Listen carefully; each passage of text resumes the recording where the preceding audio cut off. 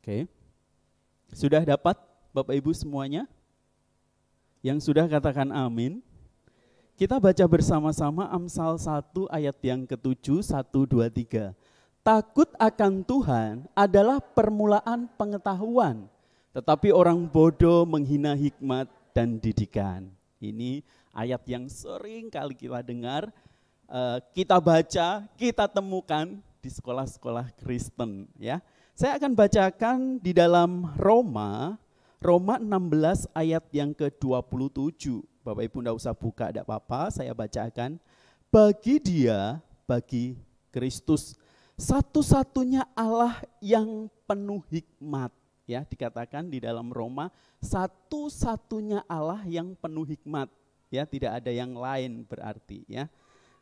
Terus dikatakan di situ, oleh Yesus Kristus, maksudnya melalui Yesus Kristus, segala kemuliaan sampai selama-lamanya. Amin. Ini konteksnya adalah doksologi Roma ketika Paulus menuliskan surat di Roma, bagian terakhir ditutup dengan sebuah doksologi. Ya, doksologi itu segala hormat, pujian, kemuliaan itu bagi Tuhan. Ya, itu maksudnya. Nah, Bapak Ibu dan rekan-rekan yang terkasih, selalu saya katakan pendidikan itu adalah kehidupan. Betul ya? Pendidikan itu adalah kehidupan.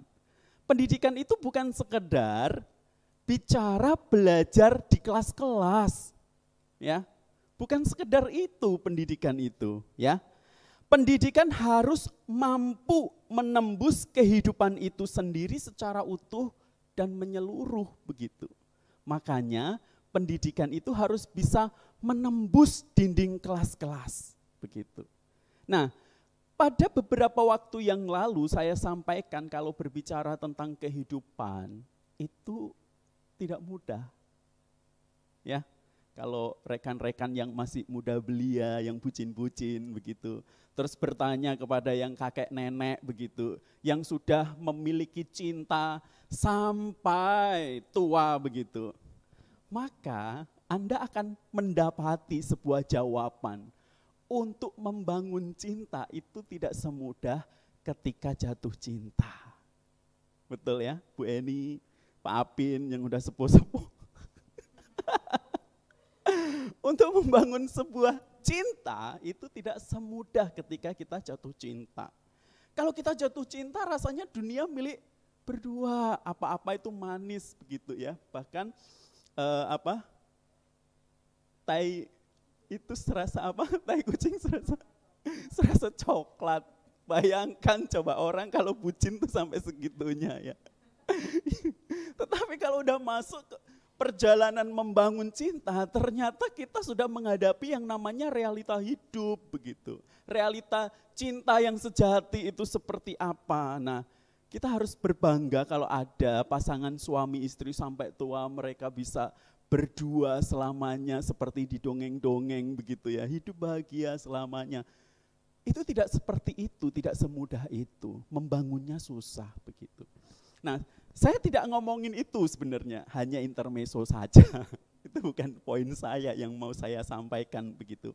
Yang mau saya sampaikan adalah realita di dalam kehidupan kita menjalani sebuah hidup itu ternyata enggak gampang. Ada begitu banyak kesulitan, kerumitan, tantangan hidup yang membuat kita seringkali kita enggak berdaya menghadapi hidup ini. Maka tidak heran kalau banyak orang yang kemudian hopeless, kemudian kecewa, kemudian hidupnya kacau, enggak karu-karuan. Karena itulah realita hidup, begitu. Ya, tidak semudah membalikkan telapak tangan, begitu. Nah, kita yang sudah merasakan sampai tahap itu, ketika kita melihat anak-anak kita, yang kita ajar mereka, yang kita didik mereka, yang kita bekali mereka. Kita mau membekali apa kepada mereka supaya mereka bisa merasakan kehidupan yang bisa tough dan survive menghadapi realita hidup yang tidak mudah itu. Makanya tadi saya katakan, jangan memandang pendidikan hanya sebatas di dalam ruangan kelas. Harus melewati batas dinding-dinding dari ruangan kelas tersebut. Ya. Karena realitanya, realita hidup itu tidak gampang. Pasti semua setuju dengan saya kalau sudah mengalami. Tetapi kalau yang masih bucin-bucin, gampang Pak. Iya, nanti akan mengalami juga. Bapak Ibu Saudara yang terkasih, seorang seniman bernama Rafael. Nah, mengilustrasikan sejarah pendidikan dalam lukisan dindingnya yang klasik. Ini lukisan dinding Bapak Ibu. Judul lukisan ini adalah The School of Athens, sekolah Athena, ya, The School of Athens. Pada bagian tengah dari lukisan itu berdiri Plato dan Aristotle. Ini Plato, ini Aristotle. Ya, semua kita tahu lah ya Plato sama Aristotle begitu. Meskipun kadang nggak memahaminya begitu. Termasuk saya kurang begitu suka filsafat sebenarnya. Begitu. Tetapi mereka berdua adalah ahli filsafat. Begitu Plato dan Aristotle. Dan dalam gambaran yang dilukiskan oleh Rafael ini, dua orang ini mendominasi dan mendefinisikan sekumpulan ahli filsafat dan para intelektual dari Pitagoras, Socrates hingga Euclid, Zoroaster dan Epikuros. Ini para ahli-ahli pendidikan pada waktu itu yang menemukan berbagai jenis penemuan-penemuan keilmuan yang kita pakai sampai sekarang. Nah, tetapi uniknya adalah dia menempatkan Plato dan Aristotle di tengah begitu. Nah, Plato digambarkan di sini sedang ngapain? Mengangkat tangannya dan menunjuk ke atas. Tetapi yang dilakukan oleh Aristotle apa? Nah, tangannya rata dengan bumi kalau dibilang di bagian ini ya. Terbentang dengan telapak tangan sejajar dengan tanah. Unik ya. Plato, Aristotle begitu. Nah, Rafael menggunakan bahasa tubuh dari Plato dan Aristotle untuk menggambarkan dua pendekatan berbeda menjadi kebenaran yang merupakan ciri daripada pendidikan selama ribuan tahun. Jadi Rafael ini menggunakan bahasa tubuh daripada Plato dan Aristotle ini untuk menggambarkan konsep pendidikan yang sedang dilakukan oleh orang-orang sampai pada zaman sekarang. Begitu. Mana yang diikuti? Apakah teorinya Plato atau teorinya Aristotle? Begitu kan? Istilahnya kan gitu. Nah, Plato memberikan tekanan bahwa mencari kebenaran, kalau berbicara pendidikan kan kita mencari yang namanya kebenaran ya. Kita mencari yang namanya ilmu yang berguna, begitu kan? Mencari kebenaran harus dilakukan di luar dunia ini. Makanya dia digambarkan dengan menunjuk tangannya ke atas. Dunia ideal yang dikejar oleh Plato, yang seringkali diajarkan oleh Plato. Makanya Plato terkenal sekali dengan ilmu filsafatnya, ya, yang mempertanyakan keberadaan diri, siapa saya, kenapa saya ada di tempat ini. Ada enggak sih eksistensi yang lebih dari saya dan lain sebagainya. Itu berbicara tentang filsafat-filsafat dalam dunia ideal begitu. Nah, berbeda dengan Aristotle, melihat pendidikan dan pembelajaran itu dari sudut pandang alam. Ya, alam dan kemudian apa yang ada di sekitar kita itu sebagai sumber realita. Ya. Kalau Plato memasuki ranah dunia ideal, angan-angan begitu. Tetapi kalau Aristotle kebalikan. Dia ini loh realitanya begitu loh. Ini loh faktanya yang perlu kita pelajari. Kebenaran tuh ya ini yang kita empiris, yang kita lihat, yang kita temui di depan mata kita, yang bisa kita pegang begitu. Yang ada di alam ini kebenaran begitu loh. Ya. Seperti itu Bapak Ibu. Nah, paham ideal itu sebenarnya ingin memberikan makna daripada pendidikan. Paham ideal sekali lagi ingin memberikan makna daripada pendidikan, ya. Tetapi seringkali idealisme itu nggak ada buktinya. Nah, ini yang menjadi masalah di dalam dunia pendidikan. Berbeda dengan paham realis atau paham realisme yang diajarkan oleh Aristoteles, itu memberikan pembuktian. Tuh, nih, no, meja ini bentuknya seperti ini mimbarnya, no, dan lain sebagainya. Tetapi yang menjadi masalah terbesar adalah pembuktian realita ini tidak ada maknanya. Dua hal inilah yang sesungguhnya dari masa ke masa menjadi problem yang berarti di dalam pendidikan. Kita memerlukan yang namanya realita daripada hidup.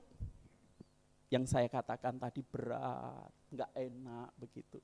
Tetapi juga kita memerlukan makna daripada kehidupan itu sendiri. Coba bayangkan kalau kita menjalani realita hidup tanpa makna, apa yang akan terjadi di dalam hidup kita? Tidak ada artinya kan? Tetapi kalau kita memahami makna ideal di dalam hidup kita tetapi tanpa adanya realita, itu pun sama aja yang namanya bohong. Nah, Bapak Ibu, dari dulu dunia pendidikan menggumulkan hal ini. Dan jawabannya hanya ada di dalam kekristenan. Tadi dikatakan di dalam Amsal 1 ayat 7. Takut akan Tuhan adalah permulaan apa? Pengetahuan. Ya, takut akan Tuhan adalah permulaan pengetahuan. Tetapi orang bodoh menghina hikmat dan didikan. Saya ulangi sekali lagi Bapak Ibu Saudara yang terkasih. Sejak dahulu kala sesungguhnya manusia berusaha untuk menemukan pengetahuan dan kebenaran sejati. Sampai saat hari ini kita pun mencoba mencari, menemukan dan berusaha memperjuangkannya. Mewujudkan sebuah kemerdekaan belajar. Kalau kita sudah paham merdeka belajar hanya bisa dipahami kalau kita itu nempel pada pokok yang benar yaitu Kristus. Di luar itu tidak ada kemerdekaan di dalam belajar atau kebenaran, ya. Nah, namun jawabannya adalah hanya mereka yang takut akan Tuhan yang dapat menemukan kebenaran sejati dan bisa melakukan yang namanya serentak bergerak, wujudkan merdeka belajar. Kuncinya ada di mana berarti? Apa? Takut akan Tuhan. Kuncinya ada di situ. Nah, Bapak Ibu Saudara yang terkasih, kita bersyukur loh. Sekolah kita itu memiliki visi yang ini. Betul ya? Sudah hafal semua sama guru-guru kalau saya datang ke depan begitu terus ngetes satu-satu. Udah di luar kepala semua, ya. Terbangunnya manusia utuh yang takut akan Tuhan, ya. Manusia utuh yang takut akan Tuhan. Ini menjadi kunci. Nah, tahun ajaran baru, tema ini akan kita dengungkan. Murid Kristus yang takut akan Tuhan, begitu. Nah, kita akan belajar sekarang supaya kita bisa serentak bergerak. Wujudkan merdeka belajar itu dengan pemahaman takut akan Tuhan ini tadi. Nah, ini ada Amsal 1 ayat 7. Bapak Ibu Saudara yang terkasih, ayat yang kita baca tadi itu adalah tema utama dari Amsal. Jadi kalau ditanyain tema center atau tema utama dari kitab Amsal apa? Jawabannya jelas, Amsal 1 ayat 7. Takut akan Tuhan adalah permulaan pengetahuan, tetapi orang bodoh menghina hikmat dan didikan. Nah, saya akan bahas bagian ini. Takut akan Tuhan adalah permulaan pengetahuan. Kalau boleh dibalik, pengetahuan itu permulaannya dari mana? Takut akan Tuhan. Betul ya? Pengetahuan itu permulaannya dari mana? Takut akan Tuhan. Berarti Kalau kita dapati Alkitab mengatakan bahwa takut akan Tuhan adalah permulaan pengetahuan, bisa enggak tanpa takut akan Tuhan ada pengetahuan?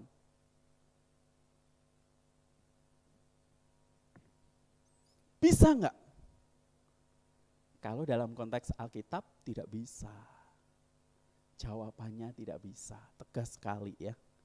Karena takut akan Tuhan adalah permulaan pengetahuan.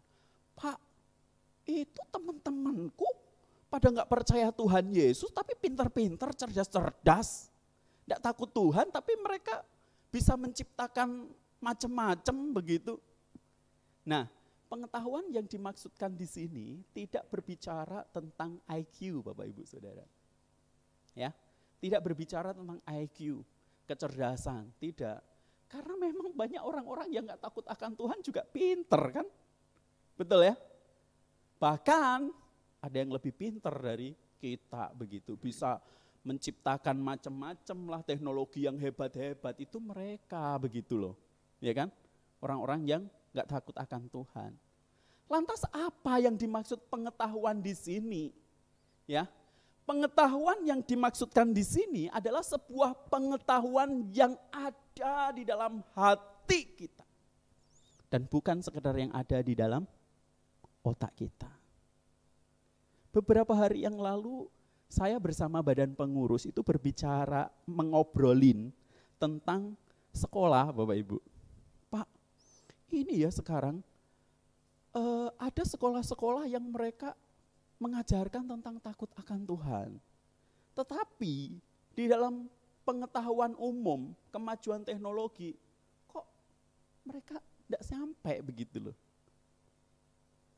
Nah, gimana caranya supaya kemudian sekolah-sekolah Kristen ini yang juga memiliki dasar takut akan Tuhan, tetapi juga secara kecerdasan, intelektual, pengetahuan umum, kemajuan teknologi, mereka juga bisa begitu.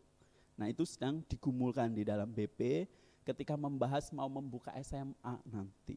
Ya, terus tolong doakan, kita akan bergumul untuk membuka SMA di tahun ajaran depan ya 2022, sedang digodok di badan pengurus begitu, memikirkan strategi yang baik supaya bukan hanya anak-anak itu diajar tentang takut akan Tuhan saja, tetapi memang benar-benar sudah mampu bersaing di dalam dunia global yang semakin penuh dengan tantangan saat hari ini.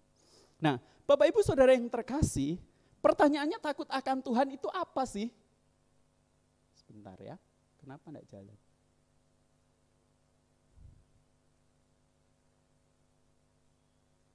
Oke. Takut akan Tuhan itu adalah reliance on the Lord in all circumstance and humble submission to His lordship. Artinya apa? Takut akan Tuhan adalah bergantung penuh pada Tuhan dalam segala situasi dan penundukan diri yang rendah hati kepada ketuhanannya. Banyak kita berpikir takut akan Tuhan itu seperti kita melihat hantu. Ih, takut.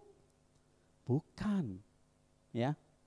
Takut akan Tuhan itu berbicara kita tahu diri ini di hadapan Tuhan bahwa kita itu perlu bergantung kepada Tuhan.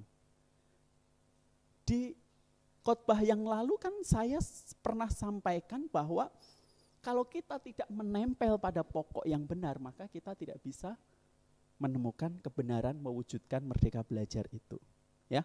Nah, pada bagian ini kita mesti pahami takut akan Tuhan adalah sebuah kebergantungan penuh pada Tuhan di dalam segala situasi. Situasi apa? Ya situasi apapun begitu, tantangan hidup dan lain sebagainya yang seringkali membuat kita merasa sulit menjalani hidup ini. Dan penundukan diri yang rendah hati kepada ketuhanannya. Penting untuk kita pahami. Ada sebuah penundukan diri, submission kepada ketuhanan Kristus. Dan ini gak gampang begitu.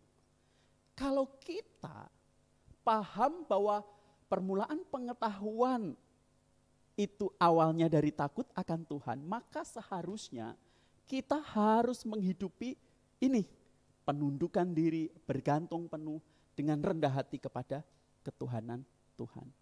Cuma masalahnya Pak, kita ini susah diatur. Betul ya? Kita ini sukanya mengatur begitu.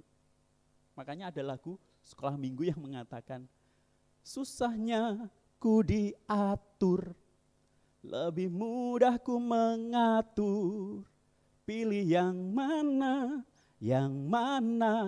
yang menyenangkan Tuhan, gitu kan? Nah, ini memang realita daripada natur kita sebagai manusia. Gimana kita mau yang dinamakan serentak bergerak, kalau diatur aja susah begitu. Kita nggak mau diatur begitu, termasuk saya lah. Terkadang di dalam rapat BP itu ada pendapat-pendapat ABC dan lain sebagainya. Jatuhlah kepada sebuah hasil, tok. Kesimpulannya ini yang akan kita jalankan. Terkadang what? Saya harus jalanin itu begitu loh. Dan tidak mudah begitu. Untuk saya sebagai ketua BP pun sendiri ketika keputusan yang diambil itu dan saya harus menjalankan, itu tidak gampang. Karena natur kita adalah natur orang yang suka mengatur bukan diatur. Belajar tunduk di situ saya. Belajar tunduk. Dan saya percaya semua yang ada di tempat ini juga rindu untuk melakukan itu. Belajar yang namanya tunduk dengan rendah hati kepada ketuhanannya. Saya sering sekali ingat perkataan Pak Jimmy waktu itu. Hen, ketika ada orang yang merendahkan kamu, ambillah posisi tidur sampai ke tanah, sehingga tidak ada orang yang akan bisa menjegal atau menjatuhkan kamu. Dan itu memang benar realitanya. Begitu. Nah makanya setiap kita yang ada di tempat ini termasuk saya pun tunduk di bawah apa yang diputuskan oleh yayasan. Meskipun saya ketuanya, begitu kan. Nah, saya berharap setiap kita yang ada di tempat ini juga sama, begitu. Dan memang itu tidak mudah. Tetapi itu adalah cara yang terbaik yang harus kita lakukan kalau kita ingin serentak bergerak. Cara yang terbaik, no choice, begitu. Nah, Bapak Ibu Saudara yang terkasih, berikutnya tujuan Amsal ini ditulis adalah, kenapa lagi baterainya mau habis kali Pak ya? Oh sorry. Menolong manusia menggunakan hikmat dalam menghadapi kesulitan hidup. Jadi kalau rekan-rekan semua sudah merasakan ada kesulitan hidup, ini Amsal ini salah satunya adalah kitab yang di dalamnya memberikan petua-petua, wejangan-wejangan untuk kita supaya kita memiliki prinsip-prinsip menghadapi kehidupan itu seperti apa dan kita bisa memiliki hikmat di situ, ya. Nah, hal ini senada dengan apa yang disampaikan oleh Donald R. Howard di dalam bukunya Wisdom Filosofi Pendidikan Kristen, bahwa dimensi pendidikan itu ada yang namanya knowledge, understanding, dan wisdom. Tahapan tertinggi di dalam dimensi pendidikan itu apa? Jawabannya adalah wisdom atau hikmat. Tetapi perhatikan Amsal 1 ayat 7 tadi, orang bodoh menghina hikmat dan didikan. Tajam banget loh kata-kata ini. Orang bodoh menghina hikmat dan didikan. Ingat, orang bodoh itu bukan orang yang enggak cerdas. Ya. Bukan. Orang bodoh menghina hikmat dan didikan. Ini tajam banget. Nah, kata tahu yang dipakai di sini dalam pengertian permulaan pengetahuan itu menggunakan kata yada. Yada itu bisa berarti knowing atau mengenal. Ya, makanya ini terkait erat dengan yang namanya takut akan Tuhan. Begitu. Bukan sekedar pengetahuan, oh 1 tambah 1 2, tidak. Begitu. Bukan sekedar itu. Tetapi 1 tambah 1 2 itu dalam konsep memahami Tuhan yang menciptakan itu seperti apa. Itu yang dimaksud dengan tahu, knowledge atau knowing, begitu. Nah, orang-orang yang memiliki knowledge atau yada, tahu dalam pengertian dari yang tidak kenal Tuhan menjadi kenal Tuhan, tahu tentang Tuhan, mereka akan mengalami tahap berikutnya yang disebut dengan understanding atau pengertian. Atau pengertian, mengerti. Dari semua yang dia tahu akhirnya dia mengerti dan memahami itu. Banyak orang tahu tetapi tidak mengerti banyak. Karena di dalam otak kita itu ada yang namanya value system kalau belajar tentang psikologi. Value system itu berbicara tentang begini. Aku tahu nih bahwa gosip itu misalnya nggak baik. Tetapi di dalam otaknya nggak terima begitu. Dia tetap gosip. Nah, atau hal yang lain ada begitu. Itu namanya value system yang tidak bisa menerima sebuah kebenaran. Dia tahu tetapi tidak masuk ke dalam value systemnya dia. Nah, yang terakhir di dalam pemahaman tentang pengetahuan itu ada tahap yang paling tinggi yang dikenal dengan wisdom. Atau kalau kita di sini itu hikmat, yang berarti bagaimana kita melakukan apa yang kita tahu dan yang kita pahami. Itu namanya wisdom. Begitu, ya. Kita melakukan apa yang kita tahu dalam pengertian jada tadi, pengenalan akan Tuhan, ya. Kita memahami itu dan kita melakukannya. Begitu. Nah, rekan-rekan yang terkasih, saya pernah mengajar juga jadi guru. Kalau ada anak yang nggak bisa diajarin berkali-kali, nggak ngerti, jengkel nggak kita? Coba, hi teacher, how are you? Kesel nggak sih kita? Kesel kan? Lu dia. Kadang aja kalau saya ngajarin siapa Noni misalnya, beberapa kali nggak ngerti itu kadang kesel juga begitu loh. Padahal firman Tuhan mengatakan mesti mengasihi tanpa syarat, begitu kan?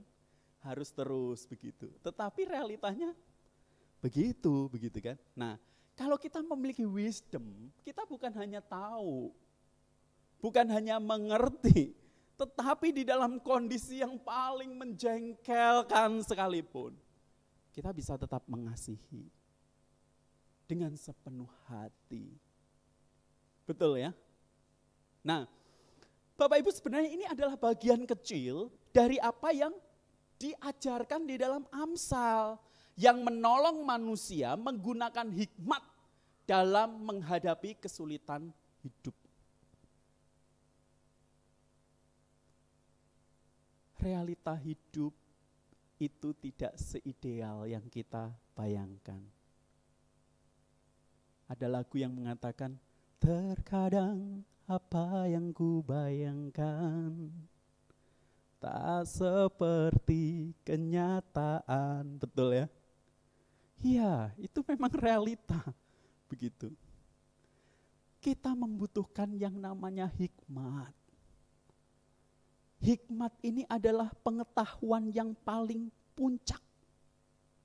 Yang diawali dari pengetahuan permulaan tadi. Yang di dalamnya ada takut akan Tuhan. Kita nggak akan mampu mencapai hikmat dengan sungguh kalau tidak ada takut akan Tuhan di awal di dalam hidup kita. Dan kunci dari semua pengetahuan sampai pada hikmat itu ada di dalam takut akan Tuhan. Tidak ada yang lain. Ini harus kita pegang. Maka apa yang harus kita lakukan?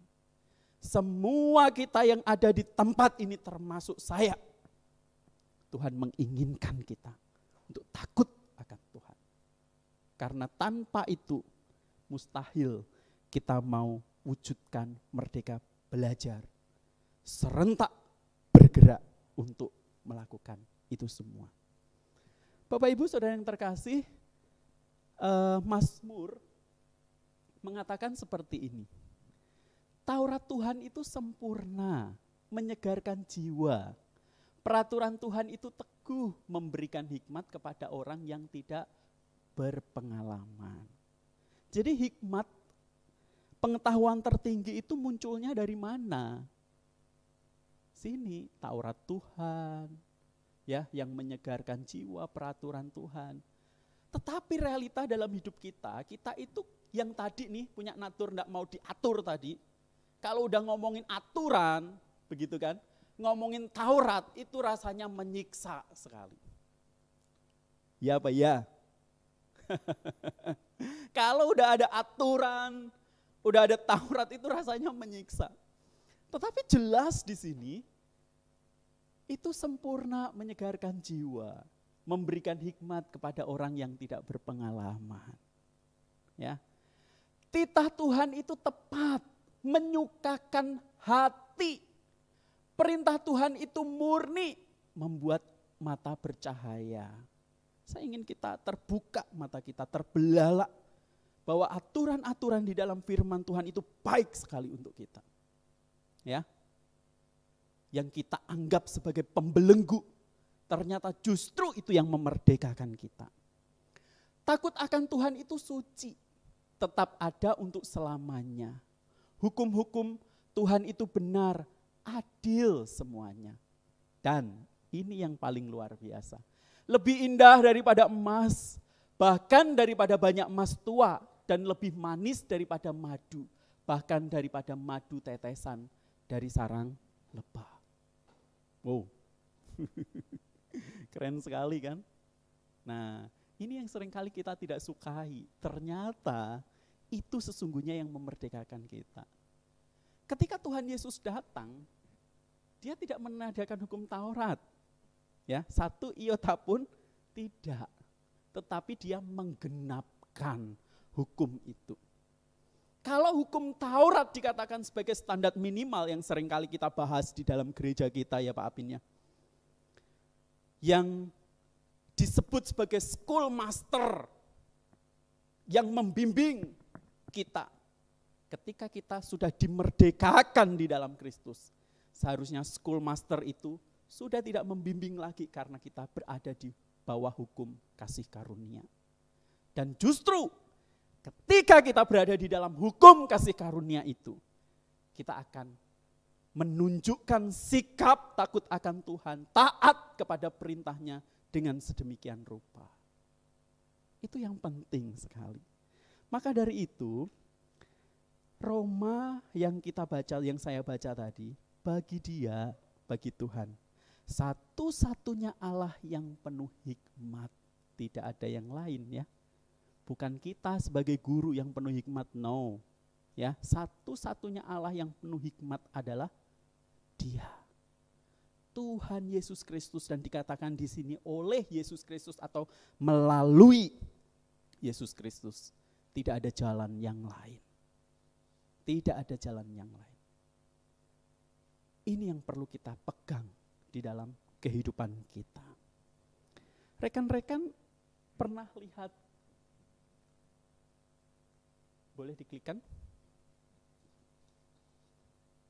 Oh, apa itu? Kereta api namanya apa? Shinkansen. Produknya Jepang ini ya. Ini merupakan kereta peluru Jepang yang memiliki kecepatan di atas rata-rata kereta pada umumnya, bahkan sampai 300 km per jam. Oh, gila ya. Namun, dulunya kereta ini sangat mengganggu penduduk, terutama penduduk yang tinggal di sekitar terowongan Shinkansen. Ya, dulunya modelnya ini. Wah, kalau lewat dus gitu, bayi-bayi pada nangis, bising banget. Bahkan atap-atap rumah itu pada runtuh. Saking gelombangnya begitu gitu kan, ngeri sekali begitu. Nah, hal inilah yang kemudian menjadikan seorang pria bernama Nakatsu Eiji mencari solusi dengan cara menciptakan bagian depan Shinkansen seperti paruh burung Raja Udang. Jadinya ini nih. Nah, dia itu melihat paruh burung Raja Udang itu kalau dia mau ambil ikan atau apa di dalam laut kan. Kenapa kok gelombang yang dihasilkan tidak besar?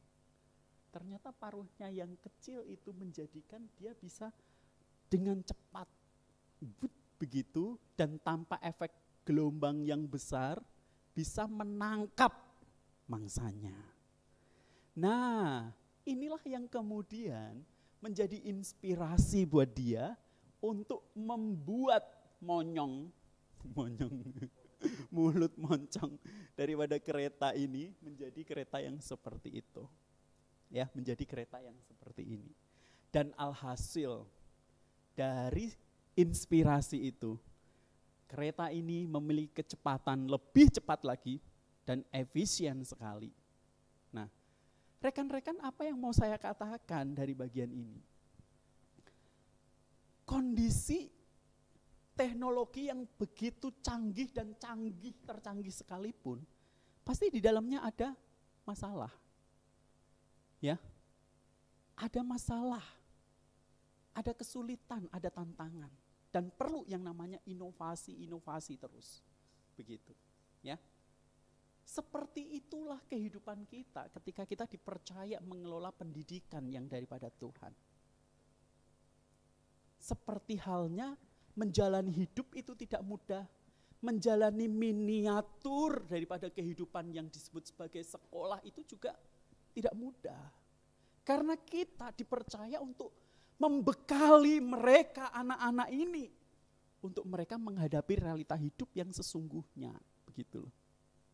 Nah, maka dari itu perlu yang namanya memikirkan segala solusi dengan hikmat yang daripada Tuhan. Tidak ada solusi dari yang lain selain kita membutuhkan hikmat yang daripada Tuhan. Hikmat yang daripada Tuhan inilah yang akan menolong kita kemudian untuk kita menjalani dan menghadapi setiap kesulitan dan tantangan yang ada di dalam kita mengemban panggilan kita menjadi guru. Ketika kita memahami hal ini, maka kita akan menjalaninya dengan penuh damai sejahtera di hadapan Tuhan. Dan kunci yang utama yang harus kita pahami tadi apa? Takut akan Tuhan. Ya, takut akan Tuhan tadi berbicara tentang apa? Bergantung, tunduk kepada Tuhan. Rekan-rekan, dari apa yang saya sampaikan ini ada dua aplikasi yang perlu kita bawa pulang. Ya, nanti bawa pulangnya ini ya, diingat terus ini ya. Dalam mewujudkan merdeka belajar, pertama yang harus kita lakukan adalah takut akan Tuhan. Ingat, takut akan Tuhan tadi di dalamnya ada apa? Bergantung penuh kepada Tuhan, jangan mengandalkan kemampuan diri, ya. Bergantung penuh kepada Tuhan. Terus apalagi? Tunduk dengan rendah hati. Tunduk dengan rendah hati. Ya, kepada ketuhanan Tuhan, ketuhanannya. Ya. Terus yang kedua, hikmat lebih penting dari banyak hal yang lain. Kita butuh hikmat yang daripada Tuhan. Maka carilah dan mintalah hikmat Tuhan setiap hari. Dengan serentak bergerak mewujudkan merdeka belajar. Ya, kalau kita mau serentak bergerak mewujudkan merdeka belajar, kita perlu yang pertama takut akan Tuhan. Ya, yang kedua apa? Hikmat yang daripada Tuhan untuk terus menolong kita mewujudkan merdeka belajar. Karena tidak ada cara lain untuk kita dapat mengkombinasikan antara realita dan ideal kalau kita tidak memakai hikmat dan takut akan Tuhan. Rekan-rekan pendidik yang terkasih, di hari pendidikan 2 Mei 2021 ini, mari kita teruskan dan lanjutkan perjuangan kita yang tidak mudah ini dengan bergerak serentak mewujudkan merdeka belajar di dalam konteks takut akan Tuhan dan mengandalkan hikmat yang daripada Tuhan. Kita berdoa.